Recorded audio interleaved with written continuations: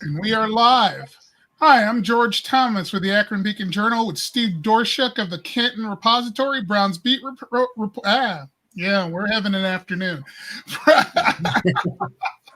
Browns beat reporter for the Canton Repository, Marla Ridenour, columnist for the Beacon Journal, and Nate Ulrich, Akron Beacon Journal beat writer, here to talk about a Browns victory. I do believe this is what's known as a winning streak, guys. An unfamiliar position for a Cleveland football team, isn't it? Yeah, 3-1 for the first time since 2001.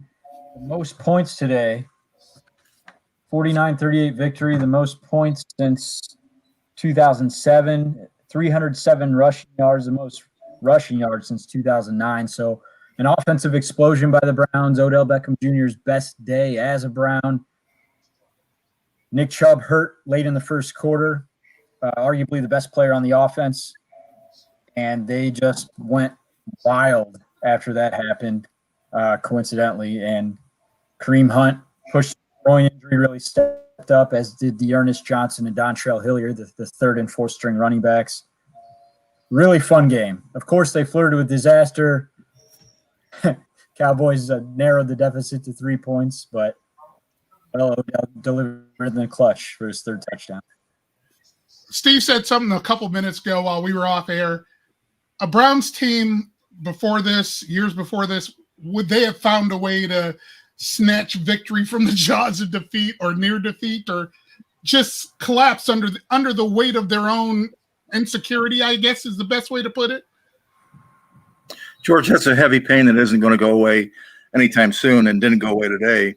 While the Browns were blowing the lead, and even after Beckham made that spectacular play to provide a little bit of comfort, I put out a tweet along the lines of, "Isn't it more fun this way?" And somebody tweeted back to say something along the lines of, "No, who needs more torture? We've had enough torture in there." So that. When you talk about culture change, that's what it's all about. I mean, I can't imagine that anybody who has followed the Browns for any length of time and knows Stefanski wants to distance himself from this, and I would too if I were him. But the rest of us are stuck with this old familiar pain of, geez, only the expansionary Browns could even think about blowing a lead that big. And there was kind of a lump in everybody's heart. I've got to guess where you're saying this could get all the way blown and could be a loss. So to me, as big a takeaway as anything in this whole day was the culture aspect of that didn't happen. Somebody did find a way to make a play. It just didn't just come out of the blue. It came out of roster building. Beckham's the guy who's supposed to make a play, and he did make a play. Denzel Ward was a number 4 overall pick who's supposed to make a play, and he made the interception that basically ended the game. So there was that kind of stuff going on, and I'll just end my take here with the point that all the way down to that blocked PAT there toward the end. I mean, that's always only a deflating moment for the Browns. Today, instead, it's a great play by Carlson, the backup tight end, to dive on the ball in the end zone for a 2-point conversion. So everything that used to happen not only didn't happen today, but it turned into 2 points. So that was kind of symbolic of the whole day. I'm so glad you mentioned roster building, because it is easier to finish when you have the talent. And let's face it, Beckham made a great play. I mean, I asked Myles Garrett about this because he got a good view from the sideline. He thought Aldon Smith was going to get Beckham for a big loss on that end around. Beckham evaded him. He turned the corner, raced down the right sideline, 50-yard touchdown. That's where talent really helps. Roster building point is huge, but I do think there's something to be said about the Browns in this pandemic year that we've talked about. I mean, it's still in the backdrop of everything. They're 3-1 under Stefanski. Marla, I know you wrote a column about Stefanski. What are you thinking right now about how this has gone a quarter of the season with a first-year head coach? Well, I was one of the ones who wasn't crazy about him calling his own plays. I mean, obviously, but I mean, I'm sort of blown away with how he's using his assistant coaches. He doesn't, he talked extensively today about how Bill Callahan, how important he is to him. Their offices are next to each other. I mean, I feel like I've been harping on creativity, on play calling for so many years.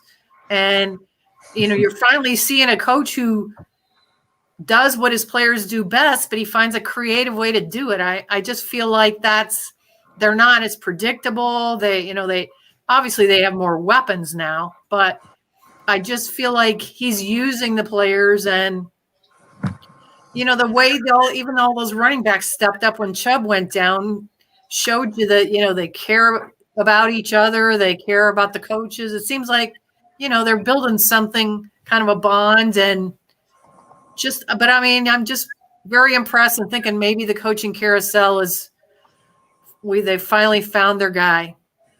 And keep in mind, after Chubb went down, they gained over 250 more yards on the ground or something like that. He had 43 yards in the game. Yeah, they had 307. 307.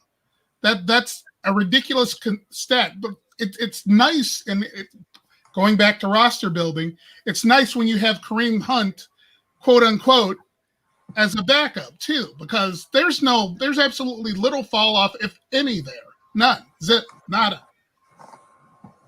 Good point. I don't think today proved I mean, maybe there's a fall off. If you're picking George, if you were drafting players and the only two players in the draft pool were Chubb and Hunt, I can't imagine very many people taking Hunt, and instead everybody would take Chubb. But I agree with you.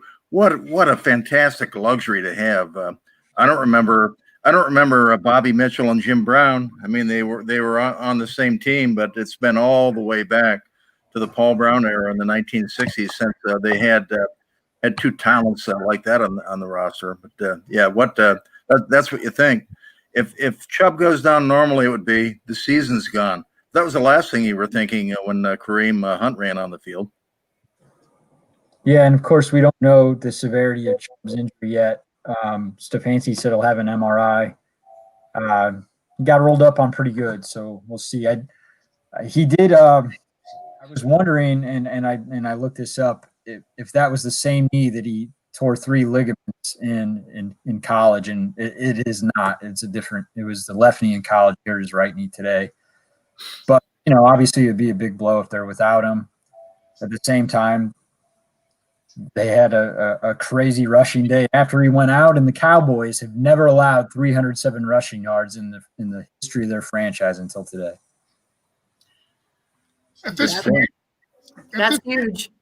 Well, their defense stunk, obviously, but yeah, at what point? And I think I asked this last week. At what point do you worry about the Browns' defense? I mean, that game with a 41-14 lead, that game should have been over. And it just seemed, and somebody on Twitter made this statement, or was it you, Marla? No, it was somebody on Twitter. Might have been you, Marla. It was shades of Marty Schottenheimer. Mm-hmm. And it's like, I gritted my teeth at that fact because that's exactly what it reminded me of. Now, mind you, I was still like in college back then. So I wasn't doing this. How close was it to Marty Schottenheimer? You two on the bottom would definitely know. I don't think I thought of that, but yeah, I'm just saying, hey, Marla, I'd sorry to butt in, but George, I am giving you the icy stare right now because Marty Schottenheimer went to the playoffs 4 straight years and got to the AFC. I'll take the Marty Schottenheimer era, 11 times out of 9 over what we've witnessed lately. But yeah, in terms of the defense being a concern, George, I guess one thing that pops into my mind is not that Greedy Williams is half of Minifield and Dixon. But Greedy Williams came to my mind because he tweeted during the game, and when it was a big score, 38-14, whatever it was, Greedy tweeted, "I'm loving this bleep." So, he couldn't have loved what was happening, after the bleep, but it did put his name out there, and kind of reminds us that he's coming back to the team eventually, and that the defense, which obviously needs some more cogs to go along with the defense has gotten shredded at times, or sometimes all the time. They need some help, but by the same token, I think they played well enough, long enough today, and of course got big plays out of the linchpin Garrett, that there's something you can sink your teeth into and say that well, hey, this defense is going to have a chance to be enough to help them. I mean, I think they have serious depth issues, and they've lost some players to injury like Delpit, but I mean, if they can continue to get 3 turnovers like they did today, I mean, I think that's going to make up for some of it. I mean, obviously the defense is not where you wanted it to be, but I still think being opportunistic and getting the takeaways is huge. So I'm not ready to totally, pounce on them at this point. Plus, Dallas scored what it always scores at home. They had 40 plus in their previous games, so all win. So you'll take a day like this when they go off again on offense, but no, you win. All right, guys. Next week we got Indianapolis, as Odell said in his interview on Indy. I think that's it. I'll see everybody, in some way tomorrow. Thanks a lot, George. Thank you. You guys have a good night. Good night. Good work.